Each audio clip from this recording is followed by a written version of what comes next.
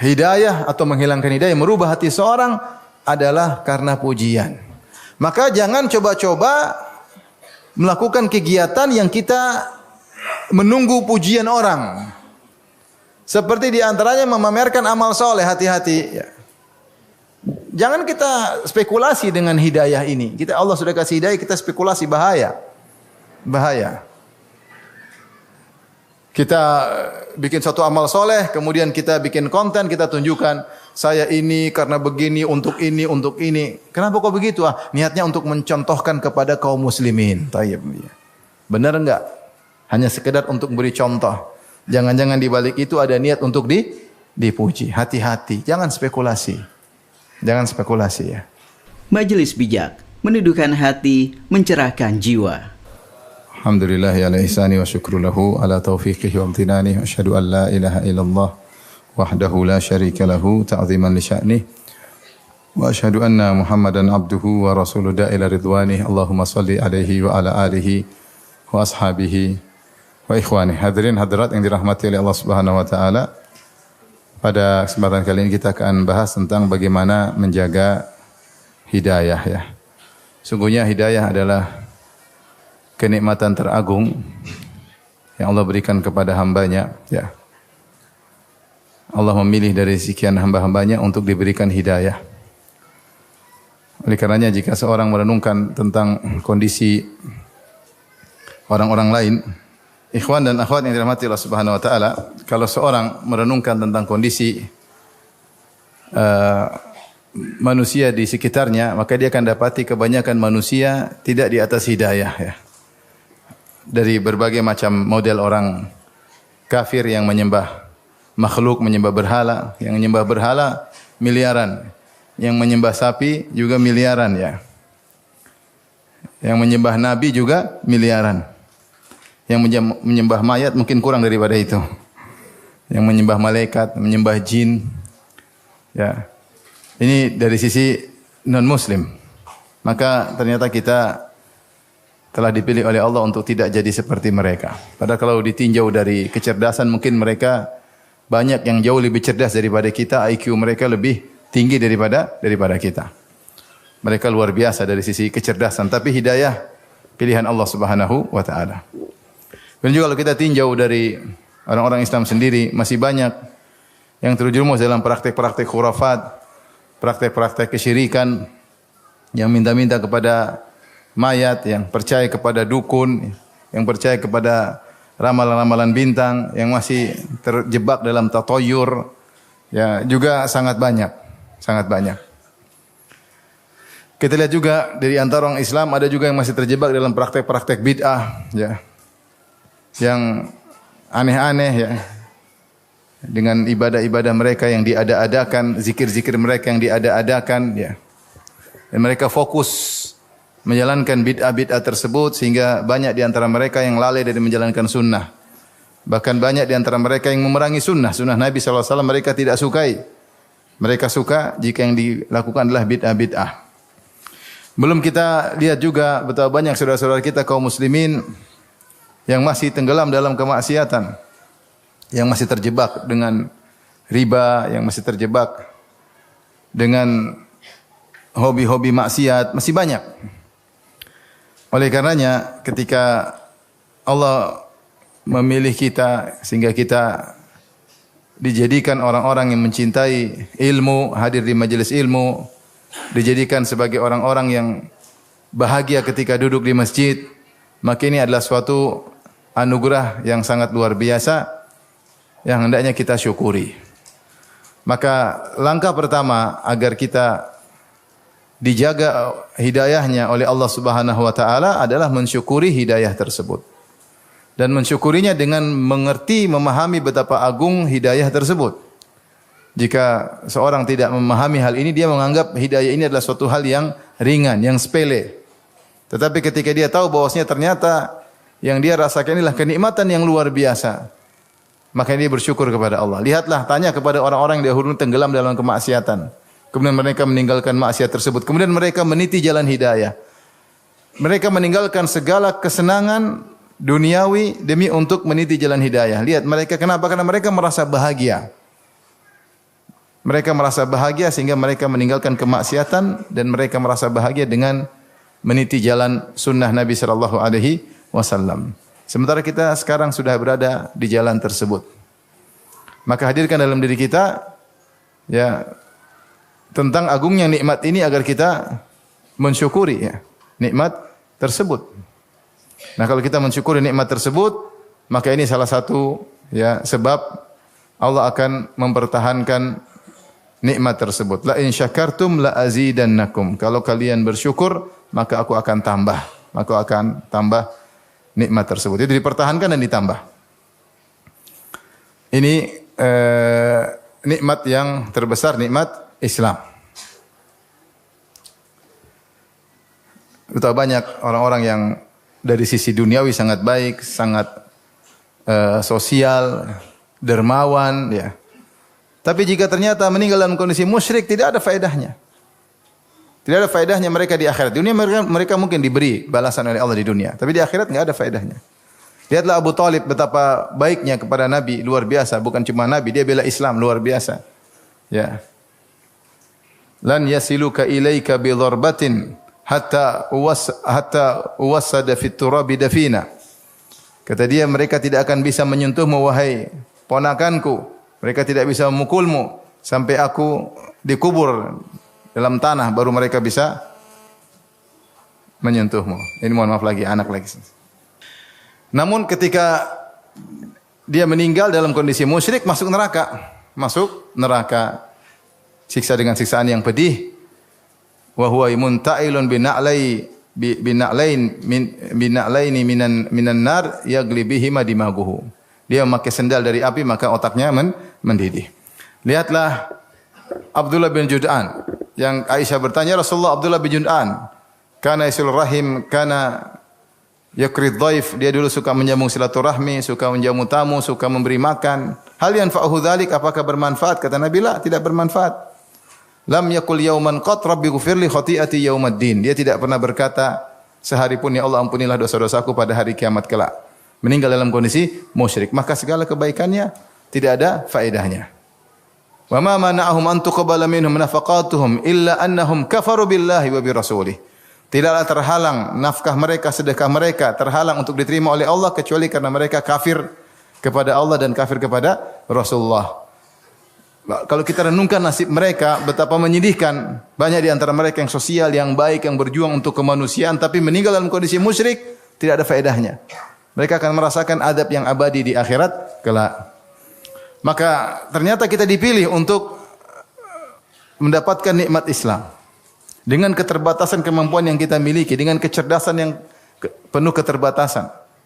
Ternyata juga Allah pilih kita untuk di atas sunnah. Ini nikmat lagi di atas kenikmatan. Maka kita harus apa? Syukuri. Syukuri nikmat tersebut agar dijaga oleh Allah Subhanahu wa taala. Yang berikutnya, oleh karenanya ada perkataan indah dari Ibnul Jauzi rahimahullahu taala, ya.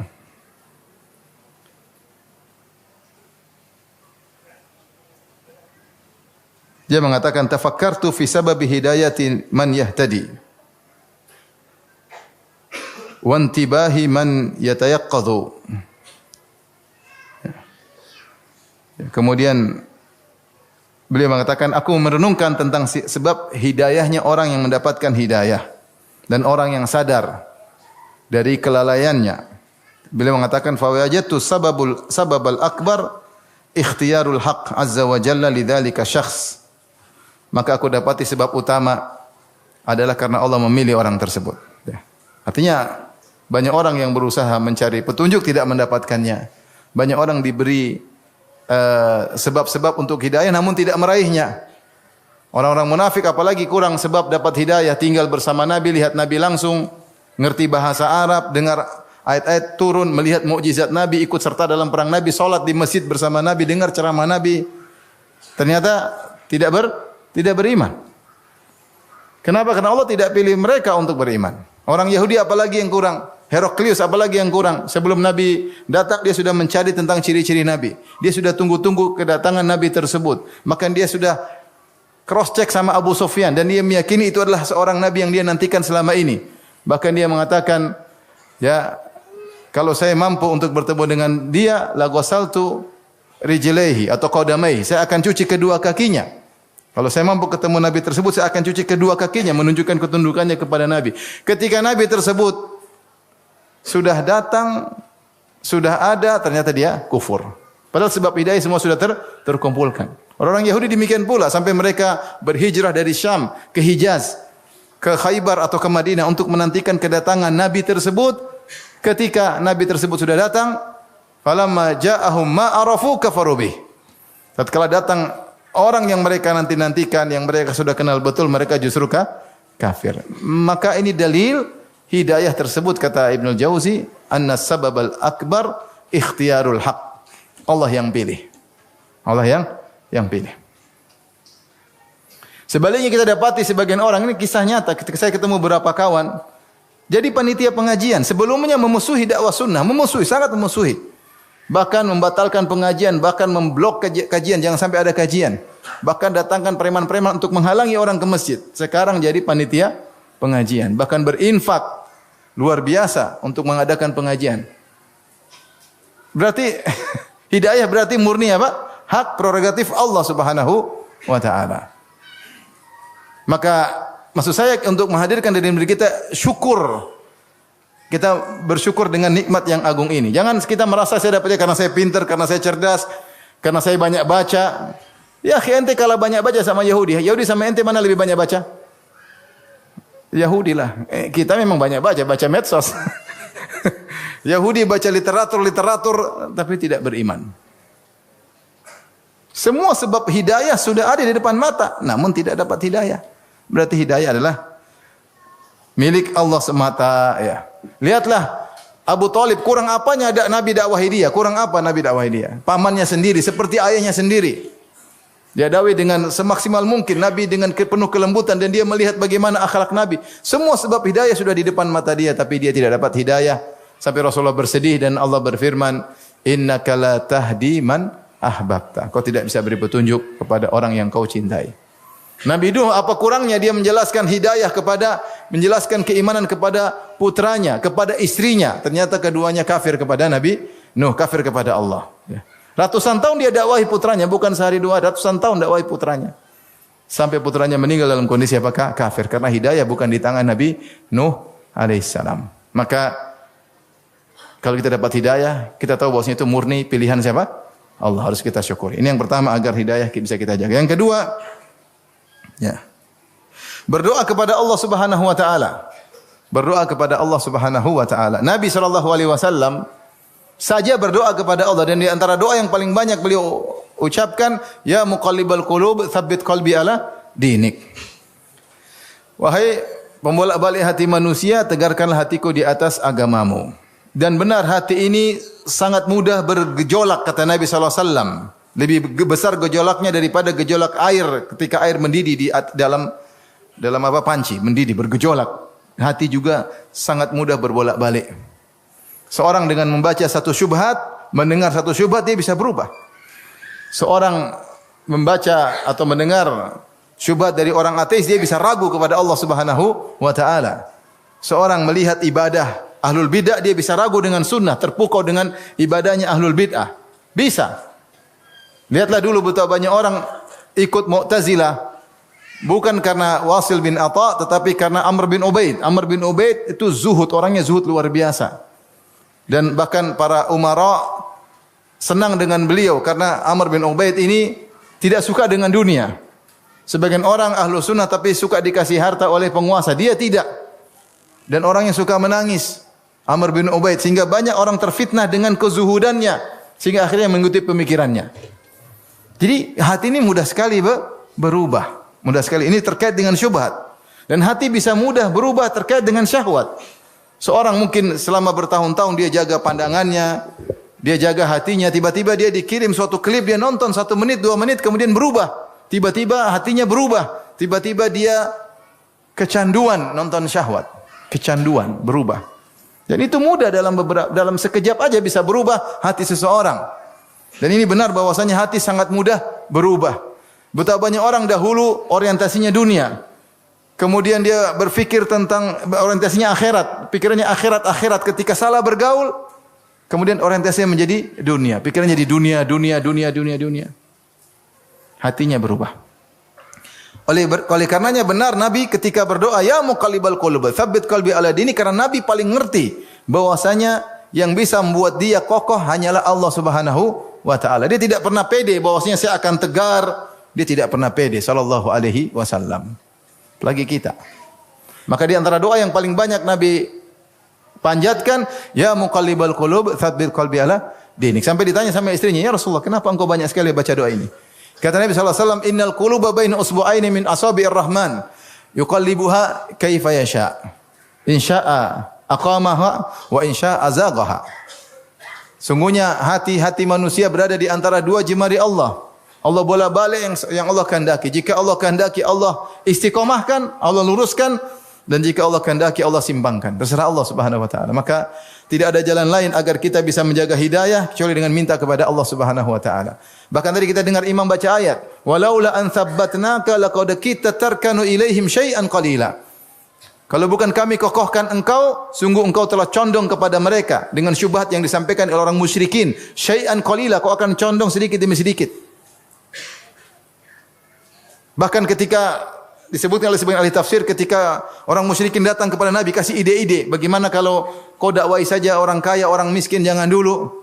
Allah turunkan ayat untuk menegarkan Nabi. Kata Allah, wasbir nafsaka ma'al ladzina yad'una rabbahum bil ghadati wal 'ashyi.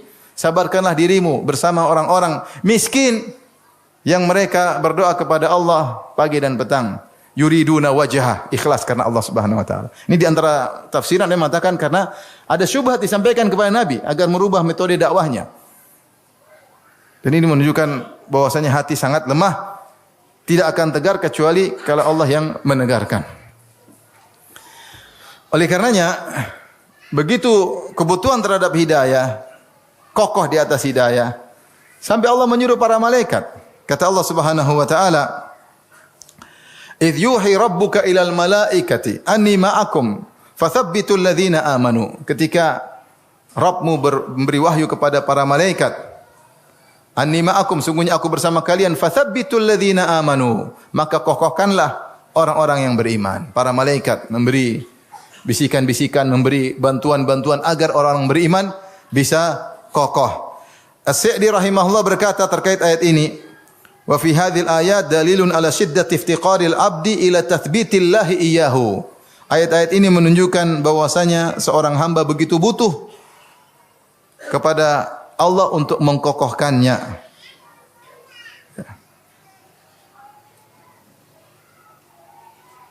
Wa annahu yanbaghi lahu, ya, oleh intinya bahwasanya dia mengatakan seorang harus senantiasa butuh kepada Allah Subhanahu wa taala karena hati ini sangat mudah berubah.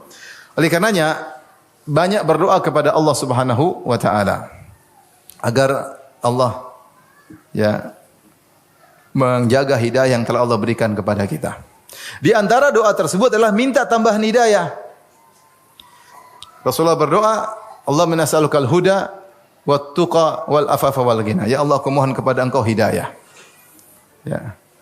Nabi juga berdoa, wahdi qalbi. Ya Allah, beri hidayah kepada hatiku. Dan kita setiap hari baca ihdinas siratal mustaqim. Tunjukkanlah kami jalan yang hidayahkanlah kami kepada jalan yang benar.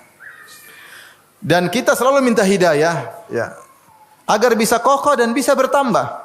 Agar bisa kokoh dan bisa bertambah. Kita selalu meniti hidayah. Masih banyak hidayah yang belum kita ketahui. Allah alhamdulillah telah berikan kita hidayah, tapi kita butuh tambahan hidayah. Hidayah yang sudah kita peroleh perlu dijaga dan kita butuh tambah hidayah-hidayah yang lain. Oleh karenanya Allah berfirman kepada Nabi, ya ayyuhan nabi ittaqillah wa la tuti'il kafirin wal munafiqin. Ya, innallaha kana aliman hakima. Kata Allah Subhanahu wa taala, wahai Nabi, bertakwalah kepada Allah. Saya tanya sama antum, Nabi sudah bertakwa belum? Sudah, tapi ketika Allah suruh bertakwa lagi, cuma dua tafsiran, yaitu pertahankan takwamu dan tambahkan takwamu. Karena kalau seorang sudah mutalabbisun bi syai'in, seorang sudah melakukan sesuatu kemudian disuruh untuk melakukan perkara yang sama, berarti disuruh untuk mempertahankan atau menambah. Misalnya kita sedang makan terus bilang, "Ayo makan," padahal sedang makan. Berarti apa? Suruh terus makan atau nambah makan. Paham? Kita lagi makan, makan. Maksudnya lanjutkan makanmu atau tambah makanmu. Nabi Allah mengatakan, "Ya ayyuhan nabi taqillah." Wahai nabi bertakwalah. Nabi tidak bertakwa? Nabi sallallahu alaihi wasallam imamul muttaqin, imamnya orang bertakwa. Tapi Allah berkata kepadanya bertakwalah. Maksudnya jagalah hidayahmu dan tambahlah apa? Hidayah, tambahlah takwamu. Ya ayyuhalladzina amanu aminu billahi. Ya ayyuhalladzina amanu aminu bi rasulihi. Aminu billahi wa rasulihi wal kitabil ladzi nazzala ala rasulihi wal kitabil ladzi anzala min qabl. Wahai orang yang beriman, berimanlah kepada Allah dan kepada Rasulnya. Sudah beriman, disuruh lagi beriman. Berarti disuruh bertahan, menjaga iman tersebut dan juga menambah apa? Iman tersebut.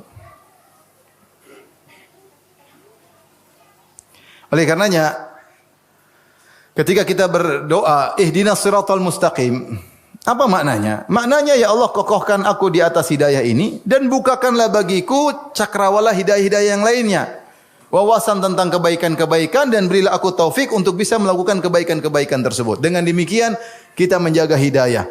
Maka yang kurang bagi kita adalah kita kurang menghayati doa tersebut ketika salat 5 waktu. Ketika kita sampai pada bacaan ihdinas siratal mustaqim. Padahal kalau kita renungkan tentang surat Al-Fatihah, semuanya dibuka untuk mencapai pada doa tersebut. Dibuka dengan pujian, alhamdulillahirabbil alamin, segala puji bagi Allah. Ar-Rahmanir Rahim, pujian bagi Allah. Maliki yaumiddin, sanjungan kepada Allah. Kemudian tawassul dengan amal, iyyaka na'budu wa iyyaka nasta'in, hanya kepada Engkau beribadah, hanya kepada Engkau kami pertolongan. Kemudian apa? Baru minta ihdinas siratal mustaqim. Jadi sebelumnya semua muqaddimah. Pujian Allah, bertawassul dengan amal saleh, baru kemudian minta kepada Allah. Maka ketika kita mengucapkan ihdinas siratal mustaqim, hendaknya kita hadirkan hati kita agar Allah menjaga hidayah yang sudah Allah anugerahkan kepada kita. Baik. Selanjutnya di antara doa juga apa? Ya. La tuzigh qulubana ba'da idh hadaitana. Ya Allah, jangan kau simpangkan hati kami setelah kau beri hidayah kepada kami. Di antara sebab agar menjaga hidayah, ya, agar hati kita kokoh, tetap di atas hidayah, kita membaca tentang kisah para nabi, kisah para solihin. Jangankan kita, nabi juga butuh akan hal tersebut. Makanya Allah berfirman dalam surat Hud ayat 120, "Wa kullan naqussu 'alaika min amba'ir rusuli ma nuthabbitu bihi fuadak." Kata Allah, kami dan semua kisah-kisah Rasul tersebut kami ceritakan kepadamu wahai Muhammad. Dengan kisah-kisah tersebut kami teguhkan hatimu. Ya, jadi Nabi Allah turunkan, terutama ketika Nabi SAW di Mekah, Allah turunkan surat-surat Makkiyah tentang kisah-kisah para nabi, kisah Nabi Nuh terutama, kisah Nabi Nuh, kisah Nabi Musa, kisah para nabi yang di mana mereka diuji dengan berbagai macam ujian, tapi mereka sabar, maka dikisahkan kepada Nabi, kata Allah, "Ma nuthabbitu bihi fuadak," yang dengan kisah tersebut kami bisa kokohkan. Dengan kisah tersebut kami bisa kokohkan hatimu, yaitu di atas hidayah. Maka di antara cara menjaga hidayah kita baca tentang kisah-kisah orang solihin, bagaimana kesabaran mereka. Ya. Kisah bagaimana Salman Al-Farisi perjalanannya menuju hidayah. Ya, berusaha mencari hidayah, ya. Bagaimana para sahabat yang berhijrah dalam rangka untuk menjaga hidayah, tidak mau kembali kepada negeri mereka, takut takut mereka terfitnah sehingga hidayah bisa lepas dari mereka. Penuh perjuangan untuk menjaga hidayah. Mereka berjuang. Kemewahan mereka tinggalkan, kesenangan mereka tinggalkan demi untuk menjaga hidayah. Lihat bagaimana para sahabat sampai pergi ke negeri Habasyah, negeri yang asing, yang jauh, tidak berbahasa Arab. Harus bersafar jauh, meninggalkan kampung halaman mereka, kota Mekah. Untuk apa? Untuk menjaga hidayah. Kenapa? Karena banyak yang disiksa. Rasulullah khawatir mereka bisa goyang. Siksa, ada yang dibunuh. Daripada tidak bisa ibadah, Rasulullah suruh pergi. Untuk apa? Menjaga nikmat hidayah. Jadi baca kisah-kisah mereka agar kita mensyukuri hidayah yang Allah berikan kepada kita. Taib. Di antaranya yang keberapa? Berapa ini? 4. Jangan lupa perhatian terhadap amalan hati. Amalan hati ini punya efek yang luar biasa. Betapa banyak orang menyimpang dari hidayah karena ada penyakit dalam hatinya, entah ujub, entah riya, entah sombong, entah angkuh. Ternyata di ujungnya dia berubah. Dia berubah. Oleh karena dalam hadis yang ma'ruf kata Nabi sallallahu alaihi wasallam, "Innar rajula la ya'malu bi amali ahli jannah fima yabdu lin-nas wa huwa min ahli nar." Sungguh ada seorang melakukan amalan-amalan penghuni surga menurut yang terlihat bagi manusia, ternyata dia penghuni neraka jahanam. Menurut orang-orang lihat dia soleh, ternyata ada penyakit dalam hatinya. Karena kata Nabi, fima yabdulin nas. Menurut orang baik, ternyata dia punya penyakit dalam hatinya. Dan amalan hati ini punya efek, bahkan efek di akhir hayat. Di akhir apa? Hayat. Maka hati-hati. Allah menyebutkan tentang kisah dalam Al-Quran di kaum Nabi Musa dua.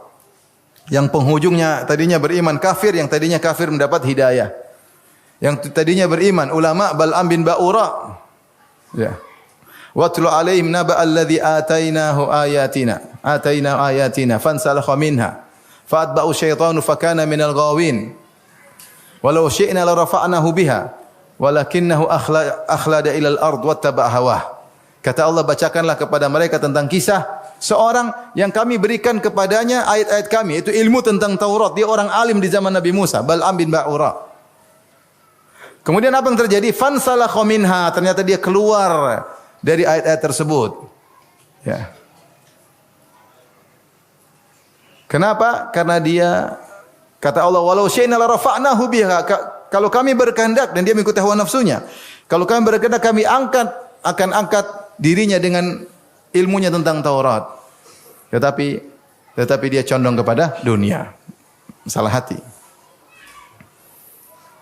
Ya, oleh karenanya akhirnya di penghujung dia kafir.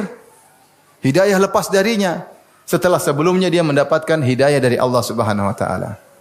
Sebaliknya Allah mengkisahkan tentang para penyihir yang berduel dengan Nabi Musa, Nabi Musa. Ternyata di penghujung mereka beriman. Ya. Bisa jadi karena ada isi hati mereka yang baik. Oleh karenanya, ya, ketika mereka bertemu dengan Nabi Musa, ya, Nabi Musa nasihati mereka sebelum berduel. Wailakum la taftaru 'ala Allahi kadziban fayushitakum bi'adzab. Wa qad khaba man iftara. Fatanaza'u bainahum amrahum wa asarrun najwa. Kata Nabi Musa sebelum duel, celaka kalian, jangan kalian berusaha atas nama Allah. Allah akan murka kepada kalian. Dan Allah akan azab kalian. Nabi Musa nasihati, maka mereka pun jadi berdebat. Ya. Fatanaza'u, mereka berdebat. Ini gimana nih? Berarti hati mereka ada. Sehingga mereka, ternyata nasihat Nabi Musa masuk ke dalam hati mereka. Kata para ulama, ini salah satu sebab akhirnya mereka masuk Islam. Ketika mereka melihat mukjizat Nabi Musa, didahului oleh nasihat Nabi Musa, dan bisa jadi dalam hati mereka ada kebaikan sehingga akhirnya mereka di penghujung dapat apa? Hidayah. Maka masalah hati sangat penting. Betapa banyak orang di penghujung akhirnya yang takis terbalik. Kenapa? Karena ada masalah dalam amalan hatinya. Kata Ibnu Rajab, ada desisah, ada racun dalam hatinya, penyakit dalam hatinya. Maka seorang tidak cukup hanya memperhatikan dia rajin sholat ke masjid, rajin sedekah, rajin ikut pengajian. Dia harus perhatian masalah hatinya. Dia ikhlas atau tidak, dia melawan riya, dia jangan sampai ujub, jangan sampai sombong, jangan sampai angkuh, jangan sampai merendahkan orang lain. Itu penyakit hati sangat berbahaya, bisa membuat dia berubah di kemudian hari. Oleh karena Ibnu Jauzi berkata, "I'lam anna at-tariqal musila ila Allah laysat mimma yuqta'u bil aqdam wa innama yuqta'u bil qulub." Ketahuilah bahwasanya jalan menuju Allah Subhanahu wa taala bukan dengan apa yang ditempuh oleh kaki, tetapi apa yang ditempuh oleh hati. Dia ingatkan bahwasanya masalah hati sangat-sangat penting. Kemudian beliau berkata, Allah bis sarair fa innahu laisa yanfa'u ma'a fasadiha salahu zahir. Salahun zahir. Kata beliau, perhatikanlah dengan as-sarair, hati-hati dengan as-sarair, dengan isi hati kalian. Sungguhnya ya, kalau dalam hati rusak maka tidak bermanfaat kesolehan luar, tidak bermanfaat. Kalau batin rusak maka zahir tidak bermanfaat. Maka ini di antara cara agar kita menjaga hidayah, selalu perhatian selain amalan zahir kita perhatikan, lebih lagi kita perhatikan amalan hati. Benar kita perhatian penampilan kita Islami, kita menjalankan syariat secara umum, ke masjid, kita beribadah, berzikir, tapi hati cek sekali-sekali hati ini ada penyakit enggak? Ya, dengki, ujub, sombong, riya, pengin dipuji. Dan ini sangat berbahaya karena di zaman sekarang, zaman medsos, orang pengin dikasih like sama jempol ya. Kalau bisa jempol kanan, jempol kiri, jempol kaki kanan, jempol kaki kiri kalau bisa. Tersibukkan dengan likes. Hati-hati. Maka seorang berusaha ketika beribadah perhatian terhadap hati. Sekarang yang keberapa?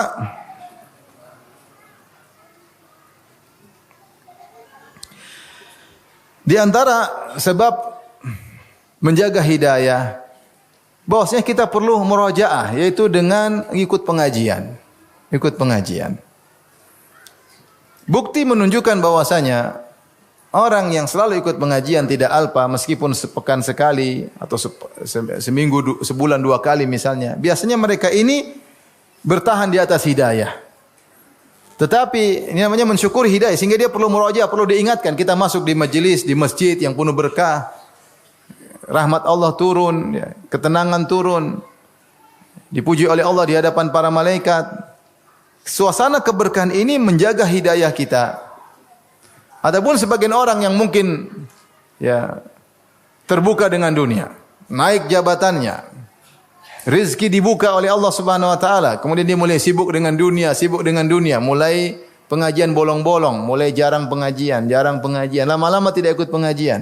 Biasanya orang seperti ini akhirnya hidayahnya lepas sedikit demi sedikit. Maka apapun kesibukan kita berusaha untuk tetap hadir di majelis ilmu, majelis yang penuh keberkahan. Berusaha hadir di majelis ilmu. Jangan kita tinggalkan majelis ilmu. Alhamdulillah sekarang majelis ilmu banyak. Tinggal kita hadir, kita bisa menata, pilih-pilih pelajaran apa yang mau kita pelajari. Majelis ilmu adalah zikrullah. Yang kata Nabi sallallahu alaihi wasallam, ad-dunya mal'unatun wa mal'unun ma fiha illa zikrullah wa mawalah wa alimun wa muta'allimun. Sungguhnya dunia itu terlaknat dan semua yang di atas dunia semua terlaknat kecuali yang merupakan zikrullah, mengingat Allah. Kemudian wa mawalah, dan apa yang Allah cintai, dan orang yang alim dan orang yang belajar. Selama kita masih dalam hal ini, zikir kepada Allah, melakukan apa yang dicintai oleh Allah, kita mengajar dan belajar, maka kita bebas dari laknat tersebut. Oleh karenanya, di antara sebab utama agar kita terjaga hidayah, jangan lupa selalu ikut majelis ilmu. Majelis ilmu apa? Yang penting ada ustaz datang, kita hadiri. Mungkin tidak tiap hari ya, karena kita banyak kerjaan.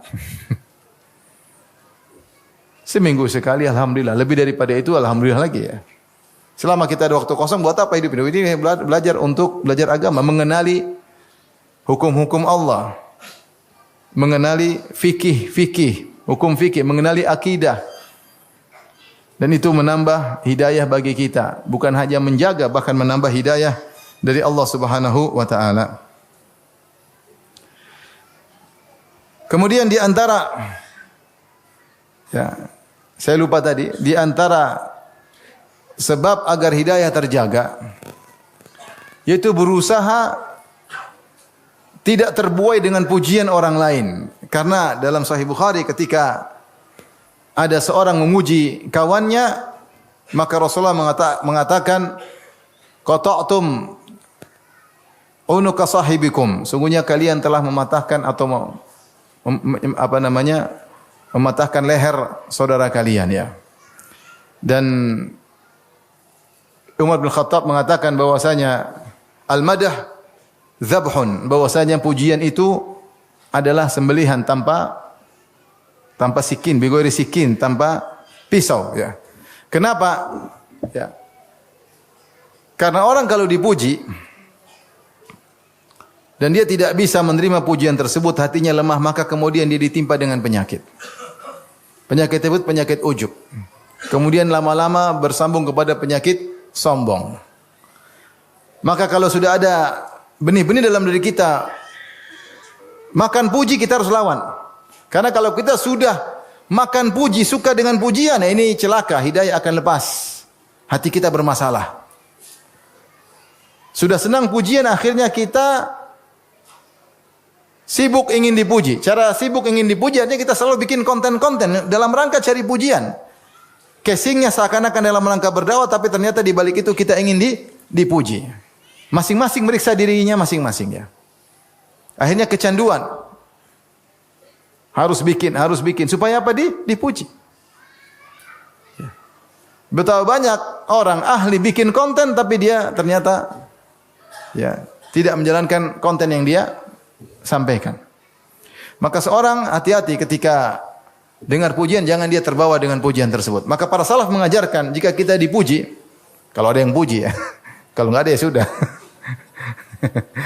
Kalau ada yang puji, maka kita berkata, Allahumma la tu'akhidni bima yaqulun, waghfir lima la ya'lamun, waj'alni khairan mimma yadhunnun. Ya Allah, jangan kau siksa aku atas pujian mereka. Dan ampunilah aku atas apa yang mereka tidak ketahui. Itu banyak dosa-dosaku mereka tidak ketahui, makanya mereka memujiku. Banyak kekuranganku. Waj'alni khairan mimma yadhunnun. Jadikanlah aku lebih baik daripada yang mereka persangkakan. Karena pujian itu berbahaya. Sampai Rasulullah mengatakan, ahlaktum. Kau telah membinasakan temanmu. Kau telah mematahkan lehernya. Kau telah mematahkan punggung saudaramu. Sampai Rasulullah mengatakan demikian. Ya. Kenapa? Karena kau merusak hatinya. Kau merusak hatinya. Tadinya dia ikhlas. Tadinya dia tulus. Tadinya dia tawadhu. Dia bisa berubah, hancur. Jadi makan puji. Suka pujian, menanti-nanti pujian. Ya. Akhirnya sibuk bikin konten-konten supaya dipuji. Ya. Jadilah dia kontainer. Tukang bikin konten ya. Tujuannya apa? Ingin dipuji. Hati-hati. Akhirnya kecanduan. Canduan. Oleh karenanya ini penyakit berbahaya. Kalau ada yang puji-puji kita bilang langsung bilang tadi, ya Allah jangan kesiksa aku atas ucapan orang ini ya Allah. Ya Allah ampunilah aku atas apa yang dia tidak tahu tentang diriku. Jadikan lebih baik daripada yang dia persangkakan. Oleh karena kita juga jangan suka memuji sembarang orang. Ya. Kalau harus memuji, maka kita mengatakan ahsibuhu kadzalik wallahu hasibuhu wala uzaki 'ala Allahi ahadan. Menurutku dia begitu dan Allah lebih tahu tentang dirinya. Aku tidak mau mendahului Allah dalam memuji seseorang. Tapi intinya hati-hati di antara hal yang bisa merusak hidayah atau menghilangkan hidayah, merubah hati seorang adalah karena pujian. Maka jangan coba-coba melakukan kegiatan yang kita menunggu pujian orang. Seperti di antaranya memamerkan amal soleh, hati-hati. Jangan kita spekulasi dengan hidayah ini. Allah sudah kasih hidayah, kita spekulasi, bahaya. Bahaya. Kita bikin suatu amal soleh, kemudian kita bikin konten, kita tunjukkan, saya ini karena begini, untuk ini, untuk ini. Kenapa kok begitu? Niatnya untuk mencontohkan kepada kaum muslimin. Tayyib. Benar enggak? Hanya sekedar untuk beri contoh. Jangan-jangan di balik itu ada niat untuk dipuji. Hati-hati, jangan spekulasi. Jangan spekulasi ya.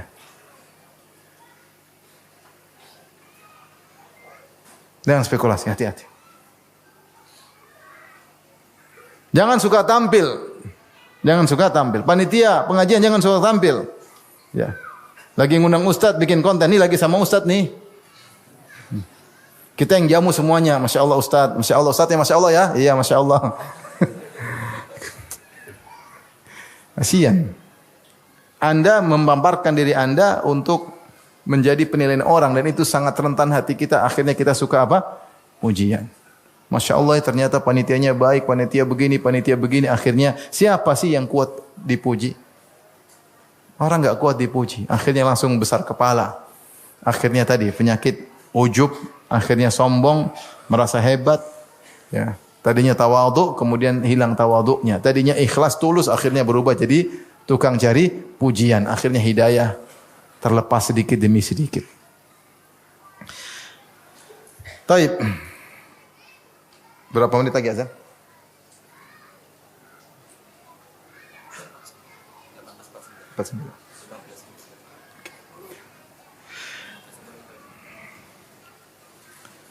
Di antara yang membuat hidayah kita terjaga adalah berusaha mengamalkan apa yang telah kita ilmui. Berusaha mengamalkan apa yang kita ilmui. Al-Imam Ahmad diriwayatkan beliau berkata, "Ma katabtu haditsan illa waqad amiltu bihi." Tidaklah aku mencatat satu hadis kecuali aku mengamalkannya. Bayangkan, Imam Ahmad nulis berapa? Ribuan hadis. Dia mengatakan tidak ada satu hadis yang sampai kepadaku aku tulis kecuali sudah aku amalkan. Luar biasa. Hatta marra bi anna Rasulullah sallallahu alaihi wasallam ihtajama wa ata Abu Taibah al-Hajjam dinaran. Sampai lewatlah padaku satu hadis bahwasanya Rasulullah sallallahu berbekam, lantas Rasulullah sallallahu memberi upah kepada sang pembekam yaitu Abu Taibah dengan 1 dinar. 1 dinar itu 4/4 gram emas kalau dikonversikan dengan sekarang. Fahtajamtu wa ataitul hajjam dinaran. Maka aku pun menjalankan hadis ini mencontohi Nabi. Aku berbekam dan aku kasih 4/4 gram emas. Saya sering dibekam berulang-ulang. Saya belum mengamalkan hadis ini. 4/4 gram emas terlalu banyak. Tapi Nabi pernah dan Imam Ahmad pernah. Karena dia berusaha setiap hadis yang dia catat dia amalkan. Berapa hadis yang dia catat dalam Musnad Imam Ahmad? Ribuan hadis. Banyak sekali. Berarti bagaimana dia berusaha mengamalkan? Karena dengan mengamalkan, ya Allah akan jaga hidayah. Ilmu kalau tidak diamalkan akan pergi lepas. Tapi kalau diamalkan akan kokoh. Diriwayatkan juga Abdurrahman bin Mahdi berkata, "Sami'tu Sufyan yaqul, aku mendengar Sufyan berkata, rahimahullah, ma balagani min Rasulillah sallallahu alaihi wasallam haditsun qad illa amiltu bihi walau marrah." Tidaklah sampai kepadaku hadis dari Nabi sallallahu alaihi wasallam. Satu hadis apapun kecuali aku akan amalkan meskipun sekali. Rasulullah pernah begini, meskipun Rasulullah berulang-ulang, yang penting saya pernah mengamalkan. Selama itu bukan wajib, sekedar sunnah. Ya. Maka seorang berusaha mengamalkan apa yang dia ilmui sebisa mungkin. Qala Al-Khatib Al-Baghdadi rahimahullah, Al-Khatib Al-Baghdadi rahimahullah berkata, "Kama la tanfa'ul amwal illa bi infaqiha, kadzalika la tanfa'ul ulum illa liman amila biha." Sebagaimana harta tidak bermanfaat kecuali diinfakkan, demikian juga ilmu tidak bermanfaat kecuali diamalkan. Kecuali diamalkan. Karena kalau ilmu kita pelajari hanya wawasan tidak kita amalkan, kita bisa dimurkai oleh Allah sebagaimana orang Yahudi yang kita senantiasa berdoa, ihdinas siratal mustaqim siratal ladzina an'amta 'alaihim ghairil maghdubi 'alaihim waladdallin. Berilah aku petunjuk orang yang Engkau beri nikmat kepada mereka, yaitu para nabi, para siddiqin, para syuhada, para salihin, bukan petunjuk orang yang Kau murkai. Siapa maksudnya? Yahudi. Dan juga bukan orang-orang yang sesat, maksudnya Nasara. Kenapa Yahudi dimurkai? Karena mereka punya ilmu tidak mereka amalkan. Mereka tidak amalkan, hanya sekedar wawasan, hanya sekedar pengetahuan. Jago share tapi tidak mengamalkan. Ya. Maka kata Al-Khatib Al-Baghdadi, ilmu tidak bermanfaat kecuali kalau diamalkan. Beliau juga berkata, ilmu syajaratun wal amalu thamrah. Walaysa yu'addu 'aliman man lam yakun bi ilmihi 'amilan. Ilmu adalah pohon, amal adalah buahnya. Maka seorang tidak dikatakan berilmu sampai dia mengamalkan apa yang dia ilmui. Makanya ketika Allah sebutkan tentang ilmu, Allah mengatakan di surat Az-Zumar, "Amman huwa qanitun ana al-laili sajida wa qa'iman yahdharul akhirata wa yarju rahmata rabbih. Qul hal yastawi alladhina ya'lamuna wal ladzina la ya'lamun?" Innama yatadzakkaru ulul albab. Kata Allah Subhanahu wa taala, ataukah orang yang di malam hari dia bangun, kemudian dia berdiri dan dia sujud, dia takut kepada akhirat, dia berharap rahmat Allah, itu salat malam. Kemudian Allah berkata setelah itu, katakanlah, apakah sama orang berilmu dengan orang tidak berilmu? Yaitu Allah ingin mengatakan, inilah contoh orang berilmu, dia mengamalkan ilmunya, di malam hari dia bangun, kemudian dia salat malam. Jadi ilmu yang berkah yang menjadikan seorang bertahan di atas hidayah adalah ilmu yang berusaha diamalkan. Oleh karena Syatibi rahimahullah ketika membahas tentang ilmu, beliau berkata semua dalil yang datang dalam Al-Quran maupun Sunnah memuji tentang ilmu, maksudnya ilmu yang diamalkan, yang seorang berusaha mengamalkannya, kecuali dia memang ilmu yang tidak harus diamalkan, hanya sekedar atau amalan hati, misalnya tentang akidah, yaitu ditambah keyakinan. Ada ilmu tentang amalan hati, ada ilmu tentang amalan fisik. Selama seorang mampu melakukannya, maka dia hendaknya melakukannya. Kecuali dia terhalangi, dia tidak bisa melakukan semua ilmunya karena ada yang lebih prioritas harus dia utamakan sehingga dia terhalangi dari pengamalan ilmu-ilmu yang lain. Ini uzur di hadapan Allah Subhanahu wa taala. Maka berusaha belajar dan mengamalkan. Jadi kalau kita datang di pengajian, saya datang di pengajian, saya hadir di pengajian, di guru-guru saya ya. Antum juga berusaha kita datang pengajian. Luruskan niat, bukan cuma sekedar rame-rame, kumpul-kumpul, pengen lihat ustadznya, ngapain lihat-lihat ustadz? Mau selfie sama ustadz, ngapain? Niat yang benar, saya ingin dengar ceramah ustadz, kalau perlu antum duduk di pojok, ustadz tidak kenal, kalau perlu.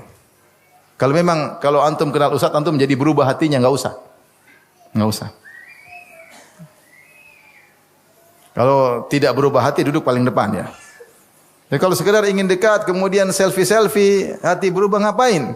Antum datang pengajian untuk dengar ilmu, berusaha amalkan. Minta kepada Allah, ya Allah, anugerahkan aku untuk bisa mengamalkan apa yang aku telah pahami.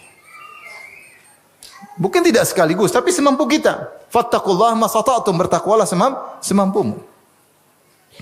Ini yang menjaga kita di atas hidayah. Tapi kalau kita hanya belajar tanpa mengamalkan, maka bahaya. Makanya Rasulullah SAW bersabda tentang Al-Quran, Al-Quranu hujjatun lak au alaik. Al-Quran itu akan membelamu atau akan menyerangmu pada hari kiamat kelak. Jika diamalkan akan membelamu, jika kau tinggalkan akan menyerangmu, menjadi bumerang bagimu pada hari kiamat kelak. Kemudian di antara sebab utama untuk menjaga hidayah, jangan terlalu banyak spekulasi. Apa itu spekulasi dengan hidayah? Mukhatarah, yaitu dengan melihat yang tidak-tidak, mendengar yang tidak-tidak. Kalau tahu itu syubhat, tahu para ulama sudah mengatakan ini orang sesat, jangan coba-coba dengar perkataannya, jangan.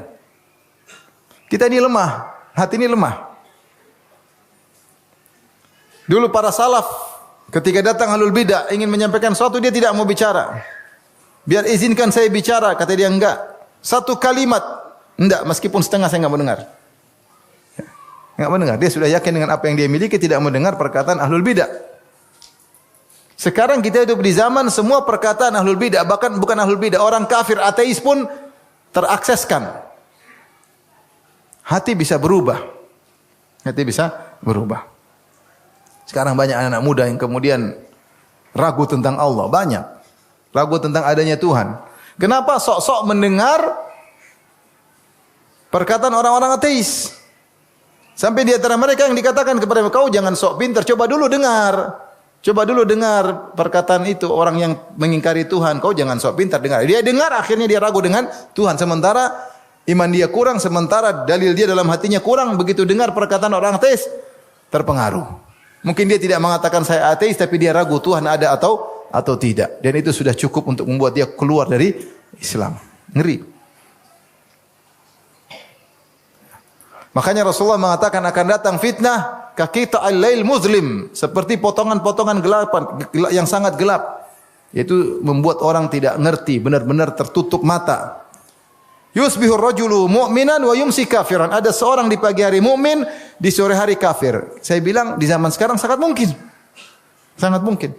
Tadi pagi dia beriman, dia masih sholat ke masjid, kemudian siang hari dia dengar-dengar tentang syubhat, sore hari dia sudah ragu tentang Allah Subhanahu wa taala. Dan syubhat mereka banyak. Semua kesesatan ingin banyak pengikutnya. Emang orang ateis cuma diam-diam saja nongkrong di rumah? Enggak, dia juga sebarkan syubhat tentang ateis karena dia ingin banyak pengikut.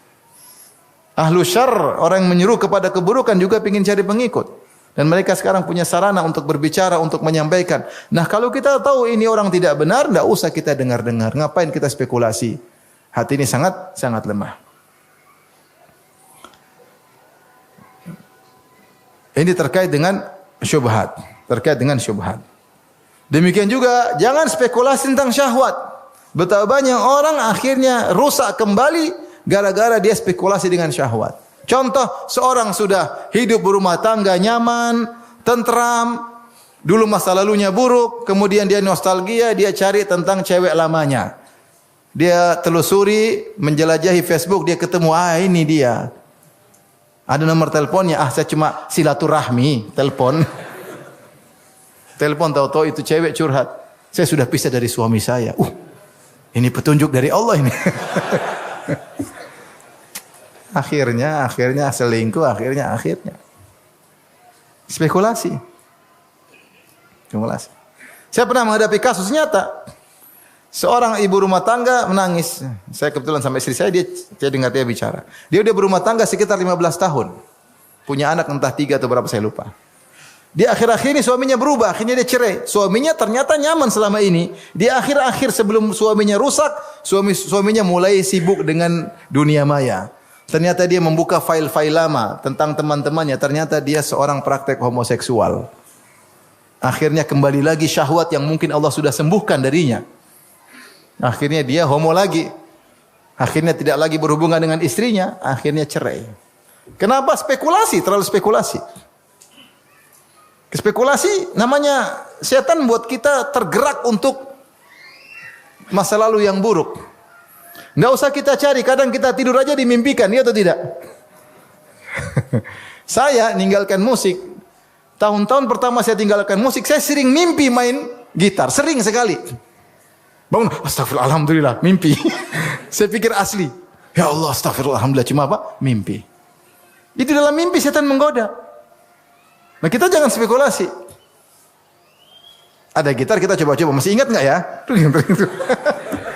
Terus asik lupa. 1 kali, 2 kali lupa.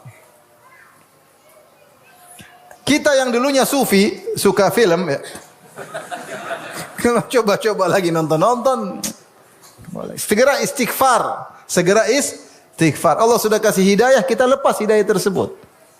Dan pintu perusak hidayah 2, syubhat dan syahwat. Maka jangan spekulasi. Kalau kita terlihat, astagfirullah. Rabbi ghfirli wa tub alayya innaka tawwabur rahim. Segera bertobat, segera istighfar sehingga Allah tetap menjaga hidayah kita. Baik, demikian saja kajian kita. Wabillahi taufiq. Assalamualaikum warahmatullahi wabarakatuh. Majelis Bijak, meneduhkan hati, mencerahkan jiwa.